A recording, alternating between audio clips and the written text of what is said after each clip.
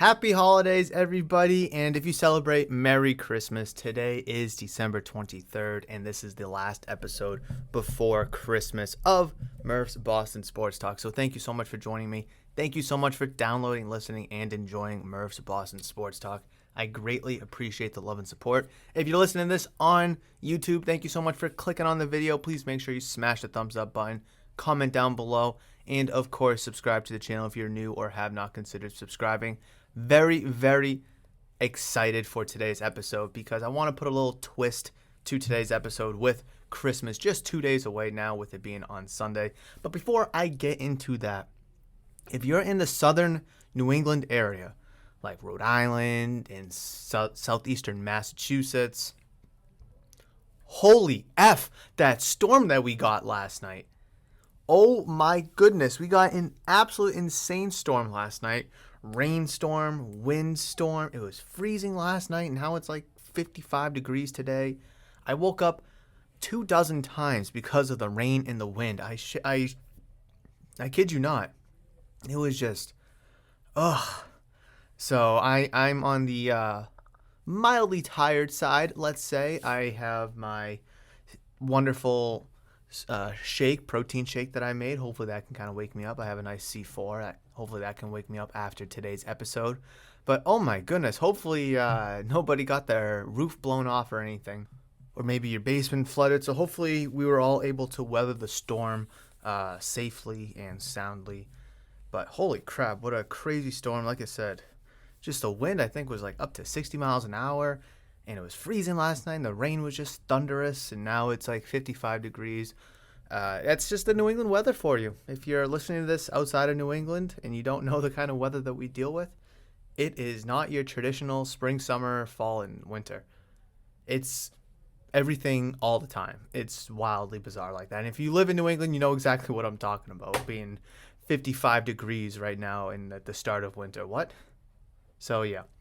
Another thing that I want to get to before I talk about this whole Mac Jones and frustration and, waving off Patricia and being all frustrated and such.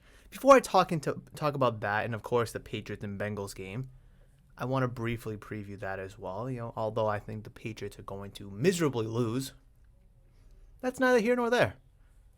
I want to talk about Zach Wilson. And I'm not going to dive too deep into it. I'm not going to spend like 20 minutes on him.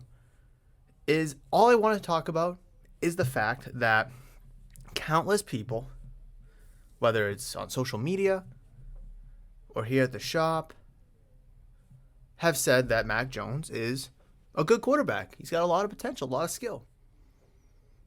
And you know what? He does. He has potential. He has skill. But on the flip side, he's not that good, right now at least.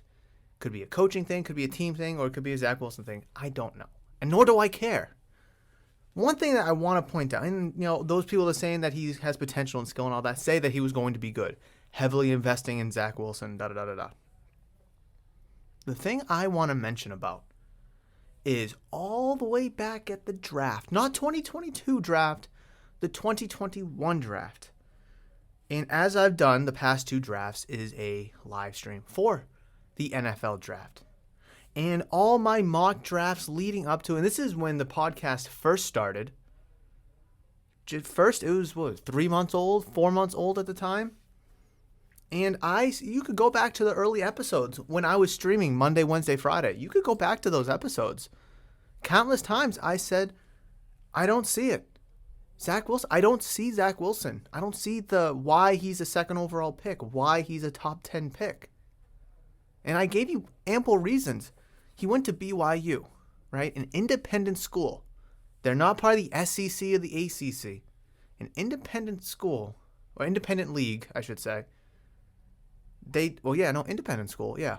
And they make their own schedule, so they're not playing like, Texas A&M. And, it's not like Alabama's playing Texas A&M and Tennessee and Georgia. No, they kind of pick and choose, like Notre Dame. They kind of pick and choose, another independent school. Pick and choose who they want to play. And I just didn't really... Who did he play, right? Who was good that Zach Wilson played when he was in college that showed you he is the guy? He is arguably the number one pick. Obviously, if Lawrence wasn't in that draft, he probably would have been, right? But what makes you say that he's a top 2 pick, that he's a top 5 pick, that he's a top 10 pick? What moment? I mean, Trevor Lawrence, you could say, his freshman year, he took Clemson to win the national championship. First round pick his freshman year, but he has to wait 2 more years. But that moment that he was able to drive Clemson down the field and win. Or how about like Justin Fields, carrying Ohio State, albeit they lost to Alabama in the playoffs a couple seasons ago. But like Justin Fields chucking bombs, keeping his team in the game, using his legs, making plays. Like you could point and be like, that looks like a first round quarterback, a top 10 pick. So what was Zach Wilson's shining moment? Okay, to summarize. And I hope at the end of I hope nobody sucks. I want all these players to do good, especially these young kids. I want them to do well. I want them to perform. The pressure's high, especially in a market like New York with the Jets, or New Jersey technically. But as of now, I hate to tell you, but I told you so. I told you so that he wasn't going to be good. And listen, I said the same thing about Trey Lance. He went to North Dakota State. Who did he play that was so good? What was his shining moment that told you he was a top 3 pick in the draft? Granted, he sat his first year and he learned behind Jimmy G. He looked okay in a couple games that he played before he got injured. But still, there's still some question marks there. We're seeing it with Trevor Lawrence now. We're seeing it with Justin Fields. And Mac Jones is someone I'm going to get into in just a few moments. But, I hate to say it, I told you so, but nobody believed me. People thought, he's a second overall pick for a reason. Okay, well, what reason? Oh, he's got all the talent in the world. But we've seen first-round quarterbacks go to the Jets with all this talent in the world and suck. Mark Sanchez, although he did get to 2 AFC title games, I'll give him a little bit of credit there. Geno Smith sucked in New York, but now he's playing well in Seattle. But, hey, Gotta call it as it is. He sucked in New York. Sam Darnold sucked in New York. Sucks now, I guess. Zach Wilson. I mean, is it a team thing? I mean, they've had ample head coaches. They've had ample offensive coordinators. Plethora of weapons and different offensive lines and all that stuff. So is it a quarterback issue? Is it a coaching issue, a GM issue, a management issue? Who the hell knows? Nor do I care. As it stands right now, I was right about Zach Wilson, and I want my flowers. But that's all I'm going to talk about because I told you I wasn't going to go on a big rant about it. I just wanted to let y'all know. Hopefully, Zach Wilson can maybe turn it around and become a better player.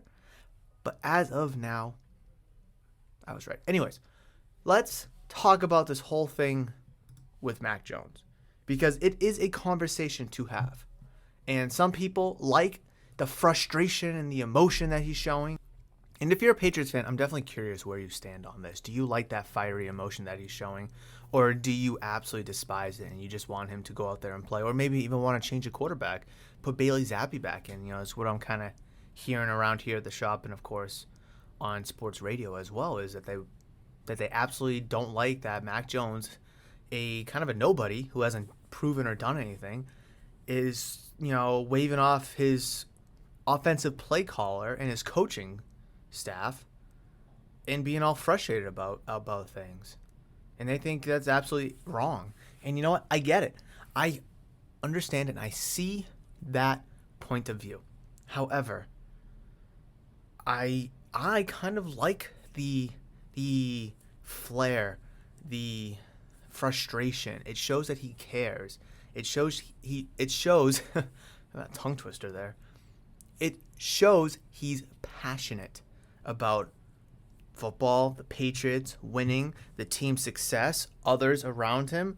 I mean, the dude took all the blame for what happened with Jacoby Myers in that lateral. I mean, I'm not going to dive into that. People have already talked about it. People have already made fun of Jacoby Myers. I'm not going to be here to do that. If the dude really didn't see Chandler Jones, fine, albeit. But what was Mac going to do with the ball? That's all I'm going to say about it, is even if Mac clearly caught it and had 10 yards or 15 yards of room, what was he going to do with it? So that's all I'm going to say about it. But Mac Jones, at that presser, at the end of that game, took all the blame in the world. He was like, Guy in front of me had the ball. I was the last line of defense. I could have tackled him. I was in position to tackle him. And I didn't, and I couldn't. That's on me. It's like and he was claiming that Jacoby Myers is one of the best teammates he's ever had. And, that could be true. I don't know. But I don't think he would say it if it wasn't true. However, he takes ownership on things that at the end of the day aren't his fault. I do not think anybody is not blaming Jacoby Myers for what happened. Whether he saw Chandler Jones or not, whether he had a brain fart or not, it does not matter. Mac Jones is taking the blame. And a lot of people, I don't know why, are blaming Mac Jones for missing the tackle on Chandler Jones. Chandler Jones is... let's look it up. Mac Jones is 214 pounds. Chandler Jones, he is 260 pounds. So call it 50 pounds, right? He's 50 pounds heavier and probably much more muscular and much more lean and much more stronger than Mac Jones. I don't think anybody's 6'3", unless you're a defensive back or something. That's like tackling a prime Jerome Bettis, right? Chandler Jones, a more athletic Jerome Bettis. So I don't understand how people can claim Mac should have tackled Chandler Jones on that last play. I don't understand how he could take that, how people are blaming him. But whatever. Going back to the frustration and the outbursts that Mac Jones is having. Again, it shows that he cares and that he's passionate and that he wants to win and he wants to do well and he wants the team to do well. And we've seen quarterbacks go through it, especially quarterback around here, Tom Brady, did it time and time again. The counter argument, of course, is Tom Brady's won 7 Super Bowls. So he earned the right to flip out and have these outbursts and such like that. Okay, fair enough. I'll give you that. But is it showing up your coaches? Yes. Does it look good? No. Is there different ways to go about it? I'm not there. I'm not in the building. I'm not in the huddle. I'm not on the sidelines. So I don't really know the true ins and outs of why Mac Jones is expressing himself the way he is. Just got to ask yourself, would you rather have your quarterback do absolutely nothing, show no emotion, win or lose? Because you can't have it one way. You have to be consistent here. And you know me, I try to be as consistent as I can with my takes. Would you rather have a quarterback or even a player, doesn't matter what position, be all excited and giddy and extremely emotional when the times are good and when the times are bad, or someone that just could care less? Just, I'm here. At the beginning of the season, we ended the season with the Red Sox, but Tommy Pham signed with the Reds. It was a 1 year, I think 10 to 14, 10, it was around $14 million, I think it was. And he was I could care less about winning. I'm just here for my money. It's dude, what the hell? I know the Reds aren't the greatest team. They didn't have the best roster. They weren't Super Bowl. They weren't World Series favorites. I understand that, but and if you truly feel like that, fine. But do you have to come out and say oh, I could care less about the team's success. I'm just here for my money. What? How can you say that? But I'd rather someone be emotional. That's all. I think that shows true leadership. Is someone that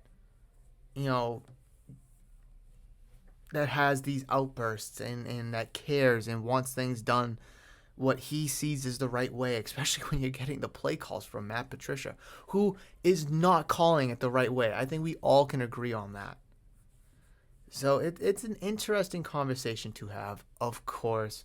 I don't think people should be clamoring for Bailey Zappi again. We saw what that looked like against the Bears, who, by the way, are 3-10, 3-11. What's their record?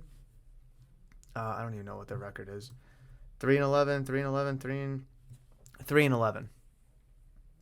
So So, I mean, Bailey Zappi beat the Lions, who are currently 7-7, but at the time they were dog shit.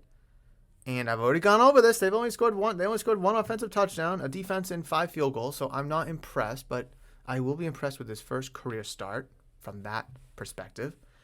He beat the Lions, which not the Lions. He beat the Browns, who are 6-8, and they're not that good either. And then he goes in and fills in for, what was the other game? Did he play another game? Hold on. Patriots. I gotta pull up the whole schedule again. He filled in the Packers, looked good. Lions, Browns, okay, yeah. And then he played the Bears, and that didn't look all that good either for him. He had 1 touchdown. The defender kind of tripped, but got Myers open. And that was it. And then he looked bad for the rest of the night. So is Bailey Zappi the answer? No, he's not. So I don't know why we're Bailey Zappi. What him? Shut up. Bailey Zappi's not the answer. But I don't want to get too ahead of myself. I want to try to stay positive. I'm in the Christmas spirit, in the Christmas joy. For those tomorrow who are subscribed to the YouTube channel, Murph's Cartown Sports Shop on YouTube, you will notice that a video will be coming out tomorrow at 8 a.m. Eastern Time. The Ghost of Sports Card Past. Very excited for that video to come out. It is the follow-up to the Halloween skit that was done at the end of October for Halloween, obviously. And I'm very, very excited for this skit to come out. I put a lot of effort into it, a lot of work. It's about 4 minutes long, so it won't take up much of your time, but please definitely check it out if you may. And if you haven't subscribed to the channel yet, definitely do so, as I'm trying to get to 500 subscribers. Would love, love, love to do that. However, let's transition over to the Patriots and the Bengals. I sat here last week and I said I want the Patriots to win so Mac Jones looks good. I still want them to win, obviously. I just don't see a world where they win. The Bengals are one of the hottest teams, if not the hottest team right now, maybe outside the Lions, or maybe even including the Lions. Who knows? I really don't see a scenario where the Patriots win this game, bearing an injury to Chase. Or, I mean, the Bengals would look good even without Chase. Or injury to Joe Burrow, or I don't know. Or maybe they forgot, the team got lost at TF Green or something. I don't know. I don't know.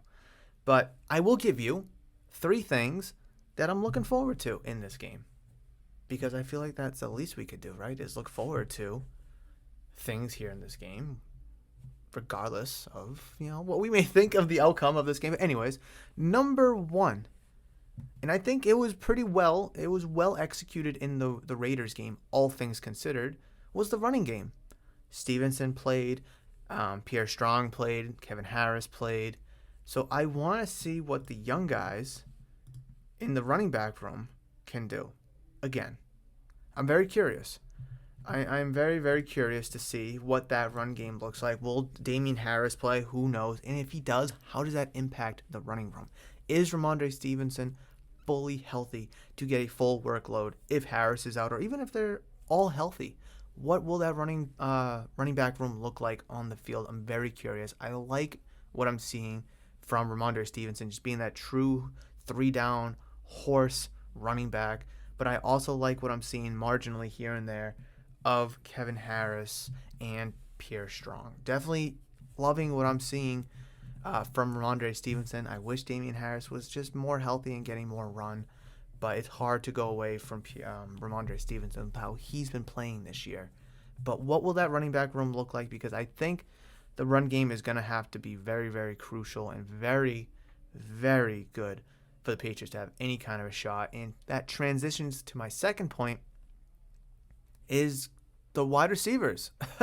I could just say the whole offense, but I'd rather be a little bit more narrow-minded, or not narrow-minded, have my answers be a little bit more narrower than just broad, like, ooh, offense, ooh, defense. Running backs, give you my reasonings. The wide receivers, how will that wide receiver room look good in this game? Because the Bengals secondary ain't the greatest, but it's not the worst.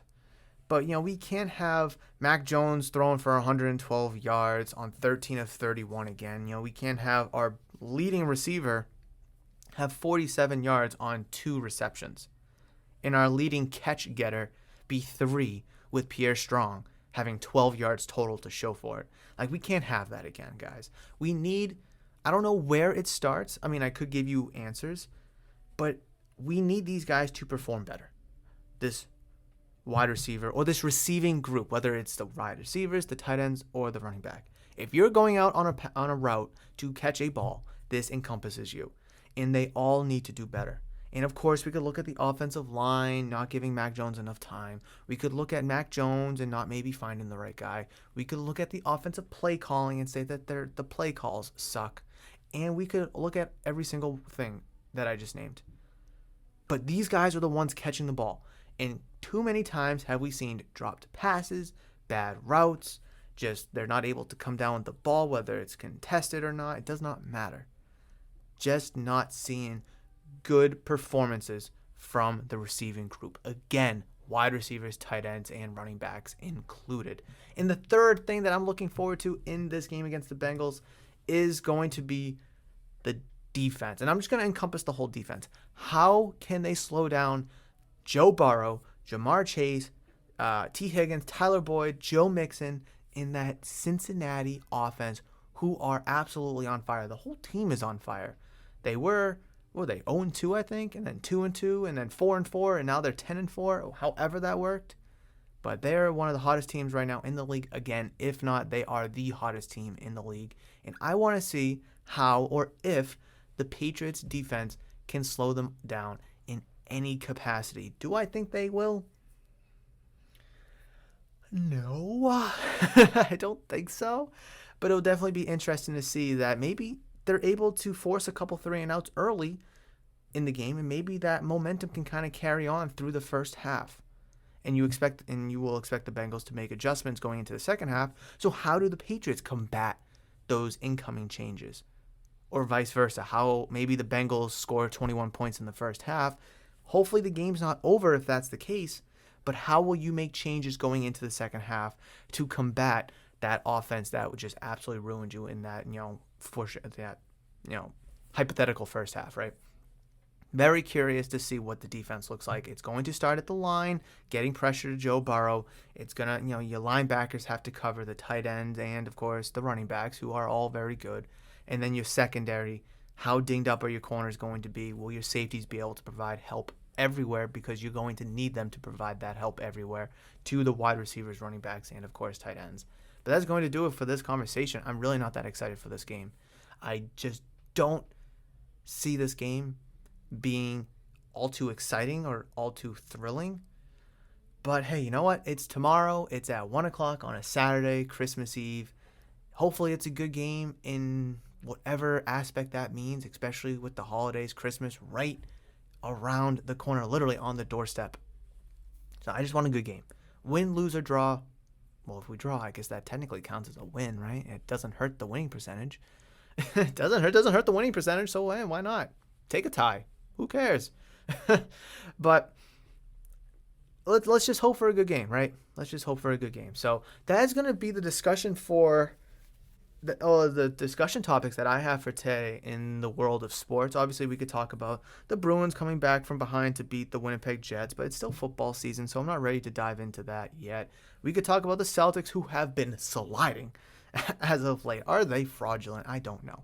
But this is a conversation that we could talk about next week for episode number 174, because today I want to go over some fun Christmas activities. And yeah, you guys could, click off the episode if you want, since we're done talking about sports. But with Christmas Eve tomorrow and Christmas Day on the 25th on Sunday, maybe you don't even celebrate Christmas, so I do apologize. But I do, and it's super fun. It's my favorite holiday of the year. And I want to talk about some fun, festive Christmas activities. And I'm just going to breeze through it, just have some fun with it, right? It's the holidays. Smile. Enjoy it. Number one's make a wreath. Fun fact that this is number one. And this is just an article from goodhousekeeping.com. This is an article from Juliana LaBianca and Liz Schumer. this was released on December 12th of this year, my birthday. That's pretty cool. So, number one is make a wreath. Fun fact that my mom makes holiday wreaths, actually. Christmas, Easter, springtime, winter, Valentine's Day, summer wreaths. If there's a season or a holiday, she can make a wreath. And I have her business cards here at the shop, actually, that I've been throwing in people's bags as they make purchases. So definitely hit her up. And if you want a holiday wreath, she's the one to make it for you. She makes awesome wreaths at a really good price. But yeah, make a wreath. Number one, I won't be doing it because my mom does it. Number two, do a good deed. It could be as small as paying someone a compliment or as large as volunteering your time for a day. Paying the spirit forward is especially fulfilling this time of year when there's as much sadness as there is joy. Good deeds that I try to do is obviously give kids, specifically kids, like free little goodies here at the shop. Whether they're, there's a kid in here the beginning of the week, and he's a big Ohio State fan, because of his mom. So I get it, right? He was looking for Chris Olave cards, and I think I had like 3 of them, and I had like Ezekiel Elliott from 2022 draft picks select. And obviously Zeke, Ohio State alumni. He picks the one of the Olaves, so I had 3 left. I had 2 Olaves and the Zeke left. And I asked the little guy, I was like, hey, pick one more. And I think he picked the Zeke, actually. And I was like, there you go. Happy holidays. And he's like, really? I was like, yeah, don't worry about it. He's like, oh, thanks, Murph. And it just lit up his world. It just made him smile. It was awesome. It made me feel really good. There was a couple guys that opened some Pokemon tins last night, and they left the tins. They were like, do you use these? I was like, well, I don't use them. He's like, do you give them to kids? I was like, I can. So they left me the tins that they opened for me to give to kids. And last night on my Instagram, I posted. Let me pull up the post real quick. Speaking of which, I have to make another post today. Hold on. Gotta pull it up. These 2 Pokemon tins will be given away to 2 kids tomorrow. First 2 kids to come in the shop who like collecting Pokemon will get these tins for free. Thank you to the guys who donated these tins after opening them at the shop tonight. Well, I guess inevitably last night. But they did a good deed by donating the tins to the shop. And I'm doing a good deed by making sure those tins get to kids. And again, oftentimes people will buy a box, Donruss, right? Donruss football. And they don't want the base.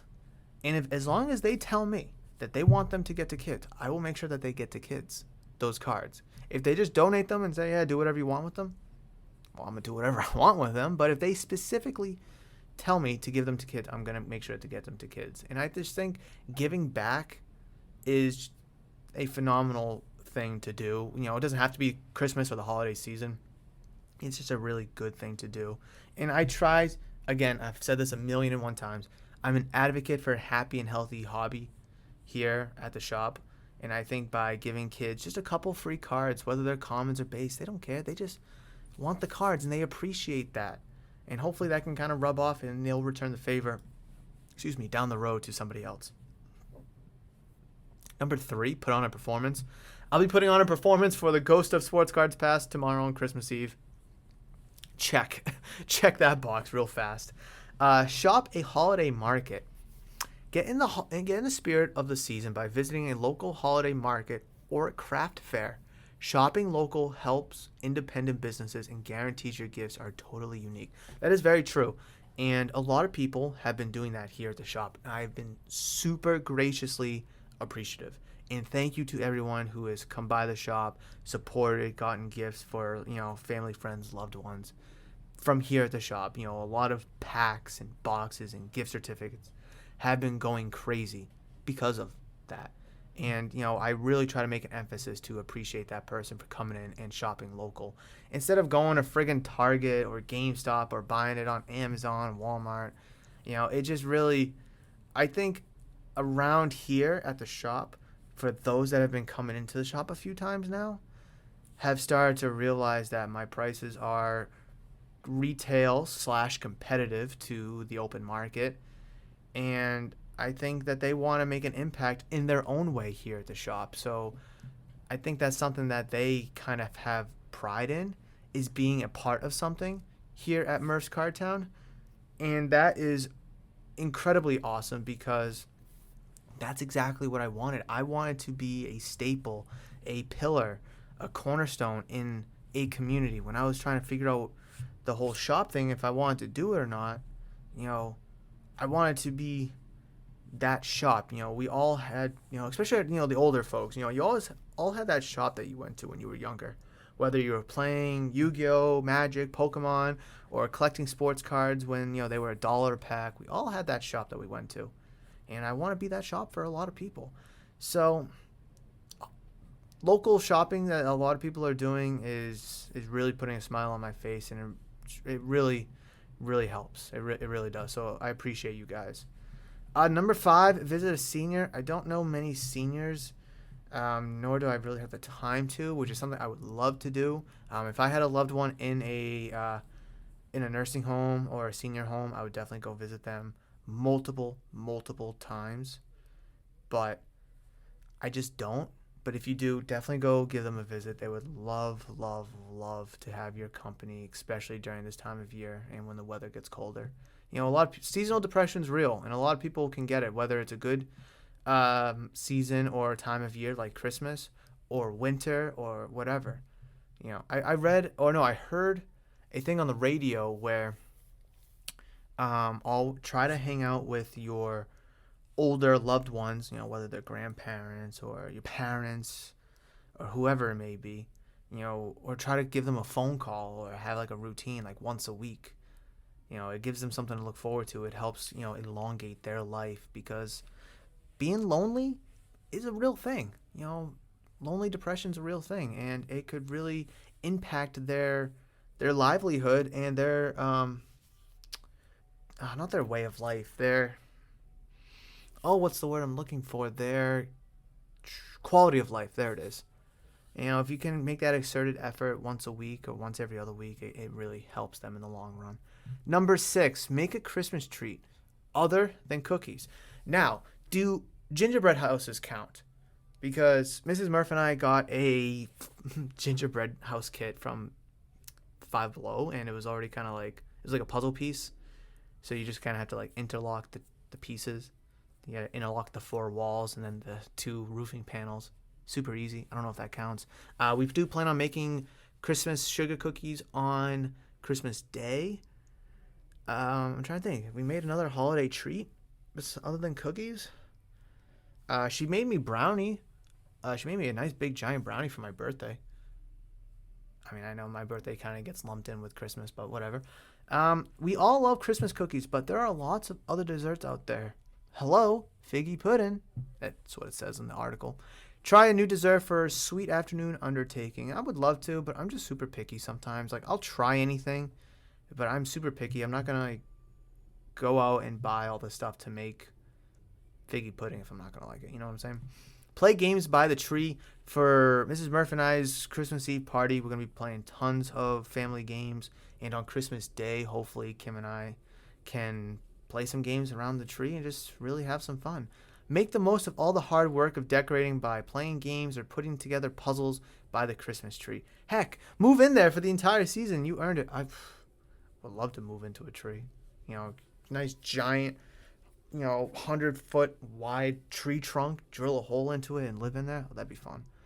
Play Christmas I Spy. Not a fan of I Spy. I think it's kind of a lame game, but whatever. Gift a teacher or other cherished friend. I don't have any teachers, nor do I know any teachers personally, but gifting cherished friends, absolutely. Big fan of that. Just a small little gifts really go a long way for people, and I think that is a huge factor in our respective friendships with other people. It's just, oh, you thought of me? Thank you so much. And, I just, again, small little things go a long way for people that you may not even notice. Visiting your grandmother in a nursing home or something, really puts a smile on her face and makes her feel really good. It makes her feel really loved. Gifting something to a friend, oh, oh, yeah, you thought of me? Thank you. It may sound corny, and it might be, but that's just the kind of person I am, and that's why I love this time of year, this holiday season, because it's like the little itty bitty things that you don't think of in the middle of May or June or July. But at the end of the year, when it's the holiday season and we're all supposed to be happy and merry and cheerful and joyous, and again, as much happy and good emotions there's equally negative and sad emotions as well out there. Seasonal depression, or just depression in general. People, homeless people are starving, people that are less fortunate. So being able to just give back and just doing your part to make this time of year as special for as many people as you can, I think is very, very important. And that's something that I'm trying to do here at the shop. Number 10, go ice skating. Mrs. Murph and I did this. Did we do this in December last year? I don't know if we did in December. We definitely did it in the winter time. We went downtown Providence at the, I don't know what they call it, but they have this area and they make it an ice skating rink, and you just go there and you skate around. Yeah, I think it was during December because they had a Christmas tree, and we took a picture in front of the tree. Yeah, well, I mean, I guess they could have had the tree up past Christmas, but I'm not too sure. But those are just 10 things. This article has 60. I'm not going to read you all 60 because we're almost 40 minutes into this, and I kind of want to make it quick, happy, fun, give you the information and, carry on, right? So if you want to read the article, again, goodhousekeeping.com, 60 fun Christmas activities to make your day even merrier. But that is going to wrap it up for today's episode, guys. I really hope you enjoyed episode number 173 of Murph's Boston Sports Talk. I really appreciate you downloading, listening, and enjoying on all audio-only platforms such as Spotify, Apple Music, Google Podcast, Amazon Music, wherever you can find your podcast. You can find Murph's Boston Sports Talk. So I really appreciate you guys downloading, listening, and, of course, enjoying Murph's Boston Sports Talk. I really appreciate the love and support. But if you're listening to this on YouTube, thank you again so much for clicking on the video. Please make sure you smash the thumbs up button if you enjoyed today's episode. Comment down below any thoughts, questions, comments, concerns, anything you want to talk about from today's episode. Leave those down in the comments below, as I can't wait to read and reply to any and all comments. But most importantly, please make sure you smash that giant red subscribe button to subscribe to the channel if you're new or have not considered subscribing just yet, as I can't wait to get to 500 subscribers, hopefully in the near future.